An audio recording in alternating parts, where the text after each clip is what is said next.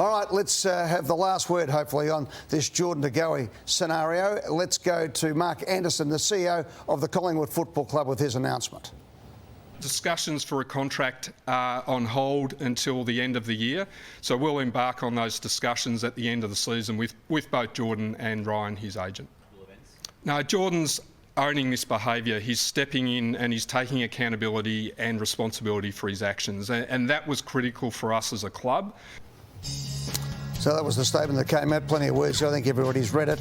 We've highlighted there where he says, late last year I was diagnosed with ADHD and been trying to become more aware of why I make mistakes that I do.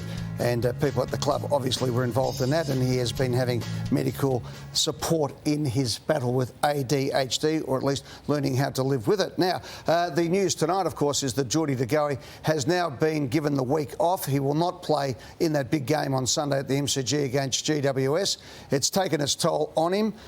He's basically been now put on parole by the Collingwood Football Club until the end of the year. And anyone who says that he hasn't been punished because he got a $25,000 suspended sentence doesn't understand the situation, because he's lost at least a couple of $100,000, his bargaining power, and he is feeling it like you wouldn't believe tonight and last night. And I spoke to him and to his manager, and the feeling and people around the club. So anyone who thinks that getting smashed on the radio non-stop, pilloried in the newspapers, that he hasn't copped a fair recompense for stupid acts on the weekend doesn't quite get it. So what changed? Because when he first put out that statement, Ed, it didn't seem like he did understand. Well, he probably didn't understand. Yeah. I don't think he understood that he did anything wrong, to be honest, Lloydie. So who do you reckon's been the sounding board for him? Well, I think everybody has. Yeah. You know, if he didn't hear it from those within the club, he certainly heard it from those outside the club. But was it his manager who he would have put that initial statement together with? Because you'd have to ask himself questions of that. And the statement is still sitting there on Instagram, yeah. And I guess there's no big deal about that, whether he still stands by it, I don't know. Well, possibly. Well, it does put him under pressure, though. We're hearing he owned it. Yep. You know, we'll get to it later, but Bailey Smith owned it straight away. So I think Bailey Smith had a bit more time to think about it. A bit more think time, and he had a photo of him with a bag of cake in his hand. But at the end of the day, he's got time to take that down. Yeah, I think I want to address the diagnosis with ADHD. Now, Jordan De Goey, I'm told, was adamant that was going to go into the statement. Nobody doubts that Jordan De Goey is suffering from ADHD and has been getting treatment for it. I'm disappointed he chose to put it in that particular statement. Well, when is he going to put it in? Frankly, I've had a gut full of players referring to their mental health problems every time they get into trouble, and this became a talking point today. First of all, we'll have a listen to Neil Mitchell on 3AW. And I'm not questioning De Goey's diagnosis, and that's a personal matter for him, but he's raised it. But is it a justification? Is it a legitimate excuse? It can't be a go-to for every AFL player in trouble to say, oh dear, I've got this mental health condition. Does ADHD turn you into a misogynistic, antisocial Bali buffhead? Yeah, good on you, Neil. Didn't miss him on the way through there. It was interesting, and then we had Jack Watts come out today and talk about the fact he could fairly get out of bed when he made some really serious slip-ups in his own personal life. Now, I'm not denying mental health does not play a major part in these situations. I simply say again, there are a lot of people sitting at home who have much worse mental health problems, who look at privileged males who get to play footy. Yes, it's a lot of pressure. Yes, it's tough.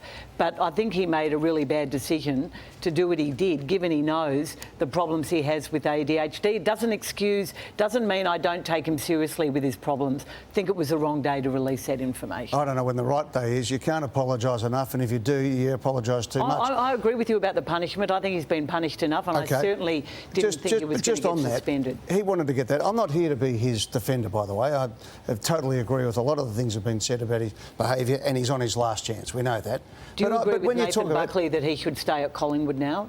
I believe he should stay at Collingwood now. I hope that my old club wraps its arms around him, and that he gets the end of the year so that he actually gets a contract, and then he can set himself up to finish his career and finish with something. And we've got to grab, we might go to it here now, of Brendan Favola, who I think today, we'll just get our guys to find it for us. Brendan Favola said something that was very insightful on Fox FM today, coming from the same position, and I think he actually probably summed the whole thing up. Just see where your life's at, mate. Where do you want? What do you want to be? Because when I left footy, I was not respected. I played great footy. My footy career's never talked about with any other gun forward because of my off-field antics, and that's my own fault. I had no respect. Everyone just thought I was a wanker. And he's going down a similar path. I'd love to sit down and say, mate, you could have everything gone like that. And I did. I was 29, went into a rehab, had nothing. Had not a cent to my name because I'd blown it all. I'd stuffed up. This guy's still going to get another chance. But if he stuffs up again, it's over. I love the 100%. fact that Brendan Favola didn't make any excuses here. Now, there has been a change in attitude from a lot of people in this story, one of which was the Collingwood Football Club itself, who on Friday night, it was being reported by 9 News, were defending the fact saying Jordan De Goey was on holidays. Who'd they quote? And that was the view from a media spokesman from Collingwood right, okay. on Friday. So no one in authority? That was the person they were told to go to. That leads to the point of Favola. The missing piece is he was indulged at Carlton. Kick goals, stuff up, but still get a bigger contract. They get rid of him, really, and Brisbane give him a bigger contract. So it's up to the clubs not to indulge the behaviour because it's just reinforcing it. Like, we'll tap you on the wrist, but we'll pay you more money. Why are they going to modify it? So, and that's probably the only concern. I think you can support him till you can't. I think he's in a support position. But at the end of the day, the strongest, every time you pick a team, you send a message. So I just think that the loud, disapproval from Collingwood and what's come out, the punishment, isn't really quite congruent with the noise they're making. So, but ultimately, what's symbolic is pulling on the jumper and you represent the values. At some point, the behaviour needs to be modified to align with the Collingwood values. Otherwise, he can't stay there. And the situation, I think, Ross, is this. Geordie has lived on the edge, if you like. He went and got the tattoos, he goes to the fights, he hangs out sometimes with bikie communities and things like that.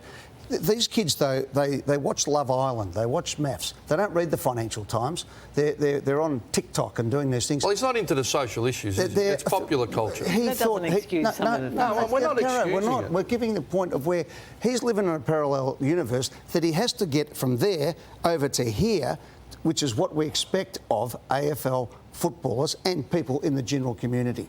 And if it hasn't sunk in this time, then this will be his last time. You know him better than any of us do, as a person. Yeah.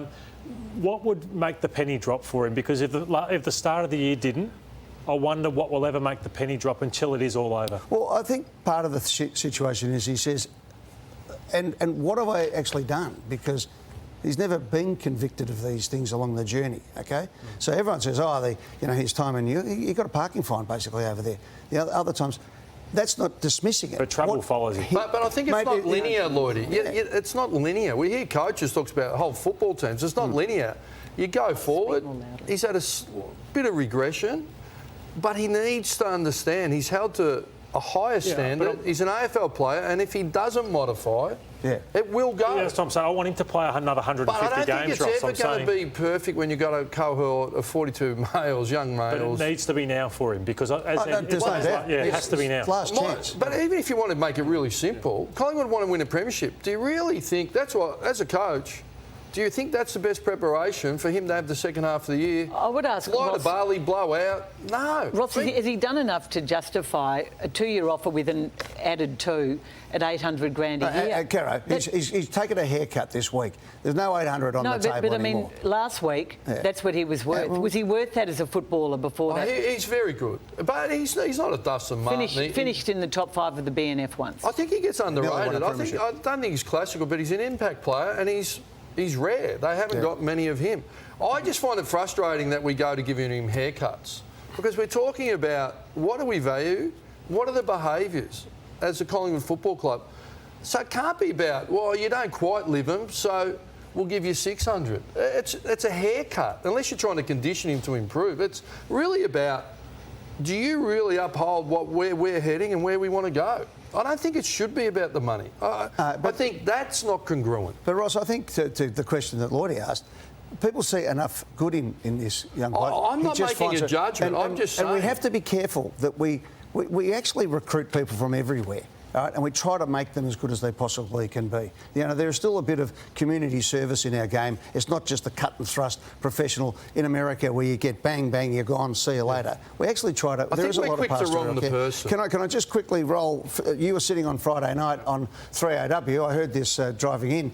And this is the change. It was interesting to see the changing perspective from the media as suddenly this story gained momentum. Here's Mark Robinson on 3AW. Then you'll hear him on Fox Footy, and then we'll discuss what he said tonight.